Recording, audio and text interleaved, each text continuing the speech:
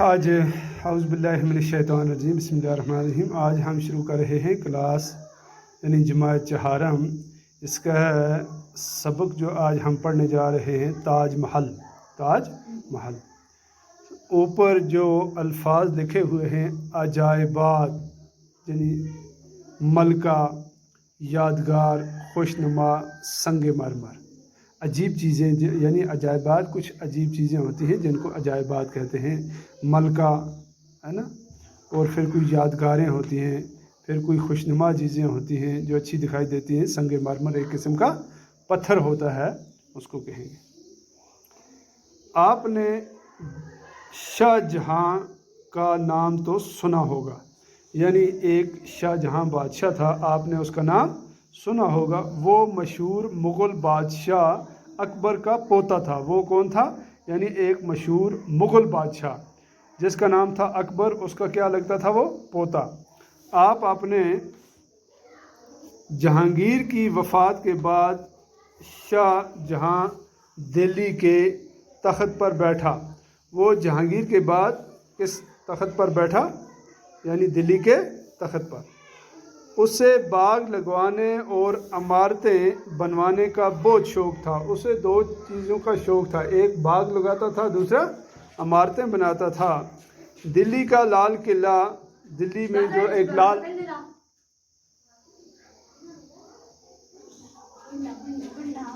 दिल्ली का लाल किला, जामा मस्जिद और आगरा का ताज महल उसकी तामीर हुई इमारतों में सबसे ज़्यादा मशहूर हैं। यानी दिल्ली का लाल किला एक, और जामा मस्जिद दो, और आगरा का ताज महल उसकी यानी जो तामीर हुई है वो इमारतें ज़्यादा मशहूर हैं जो उसने तामीर की हैं। किसने? ये जो बादशाह था। ताज महल का शुमार दुनिया के अजायबात में है। तो ताज महल का शुमार दुनिया के जितने भी अजायबात हैं उनमें है। लाखों की तादाद में हर साल मुल्की व गैर मुल्की सयाह इसे देखने के लिए आते हैं। यानी लाखों की तादाद में लोग जो हैं वो इस हमारे मुल्क यानी हिंदुस्तान से बाहर के लोग भी आते हैं इसको देखने, और हिंदुस्तान में बसने वाले भी लोग आते हैं।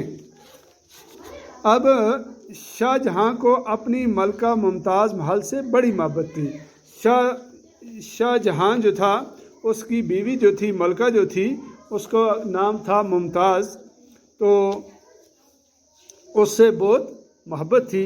मुमताज़ महल का असली नाम अर्जुमंद बानो था। उसका असली नाम क्या था? अर्जुमंद बानो। एक बार मुमताज़ महल बहुत बीमार हो गई। एक बार क्या हुआ? मुमताज़ महल बीमार हो गई और उसके ज़िंदा रहने की कोई उम्मीद नहीं हुई। यानी इतनी बीमार हुई कि वो बचने के काबिल ना थी। इसने शाहजहाँ से वसीयत की।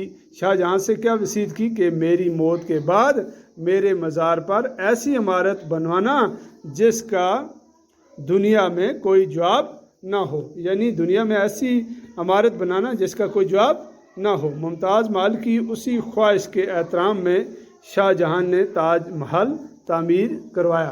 तो इसीलिए शाहजहाँ ने यानी उसके अपनी जो मलका थी उसकी याद में ये जो आप देख सकते हैं इसका ये ताज महल बना हुआ है, तो उसी की याद में ये तामीर करवाया।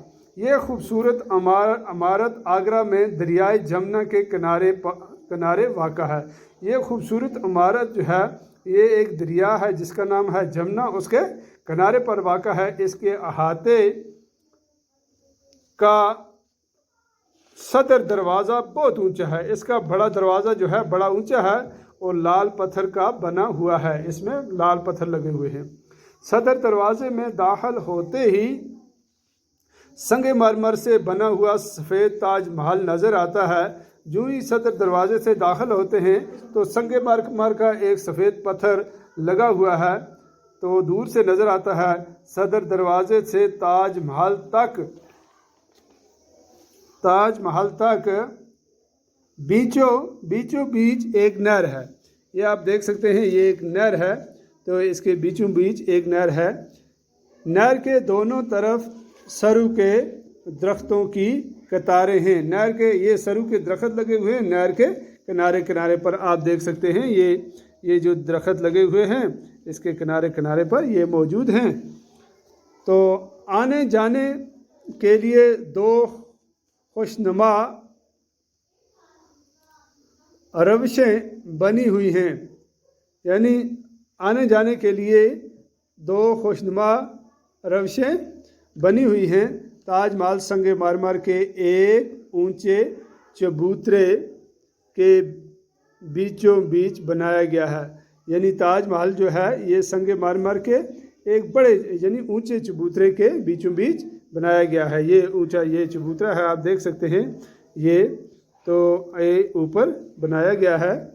तो चबूतरे के चारों कोनों पर खूबसूरत गोल और बुलंद मीनार हैं, यानी इन पर आप देख सकते हैं कि ये खूबसूरत गोल मीनार ये बने हुए हैं।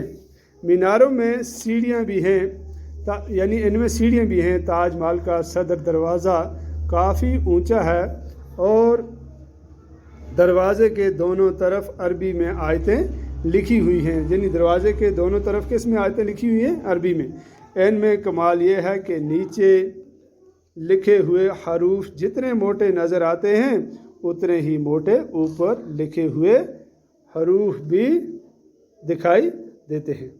अब ताजमहल के अंदर दाखिल हों तो गुंबद के नीचे इंतहाई खूबसूरत जालीदार पत्थर के जंगले में मुमताज़ महल और शाहजहाँ की कब्रें हैं, यानी उसमें जो जाली वाले पत्थर जैसी लगे हुए हैं वो यानी वो जाली जो है यानी पत्थरों की बनी हुई है, उसमें दो कब्रें हैं, एक मुमताज़ महल की है और दूसरी किसकी है?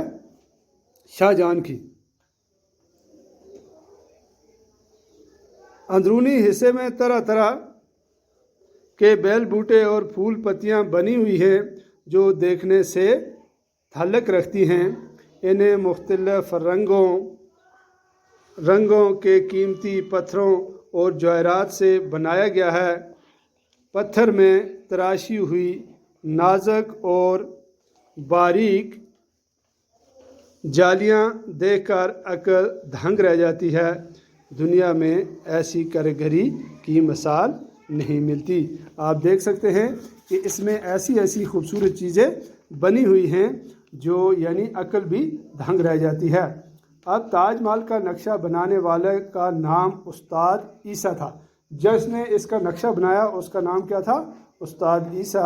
इसकी तामीर के लिए दूर दूर के मुल्कों से पत्थर मंगवाए गए थे, यानी इसमें जो पत्थर लगे हुए हैं और दूर दराज मुल्कों से मंगवाए गए हैं। 20,000 कारीगरों की लगातार मेहनत से 22 बरसों में ये इमारत तैयार हुई, यानी 20,000 कारीगर मंगाए गए और कितना वक्त लगा? यानी 22 साल। और कहते हैं इसकी तामीर पर उस ज़माने में कई करोड़ रुपया खर्च हुआ, यानी इसकी तामीर जब हुई उसमें कई करोड़ रुपए खर्च हुए। ताजमहल देखने का ज़्यादा लुत्फ़ चांदनी रातों में आता है, यानी दिन के बदले रात में जब चांदनी होती है उस वक़्त ताजमहल को देखने में मज़ा आता है। अक्सर पूरे चाँद की रातों में ताजमहल का नज़ारा बड़ा ही दिलकश होता है। जब भी कभी मौका मिले ताजमहल ज़रूर देखना चाहिए। यानी ये ख़ासकर चांदनी जब 14 तारीख का चाँद होता है, पूरी रोशनी होती है चाँद की, तो रात में जब जाकर देखेंगे तो इसका बड़ा लुत्फ़ आता है, नज़ारा आता है देखने का, तो बड़ा दिलकश होता है। इसका नज़ारा जो है बड़ा ही दिलकश होता है। और आपसे कहता है ये सबक लिखने वाला कि जब भी आपको मौका मिले तो आप इस ताजमहल को, यानी ये जो ताजमहल है, आप दिल्ली में आकर इसको देख सकते हैं।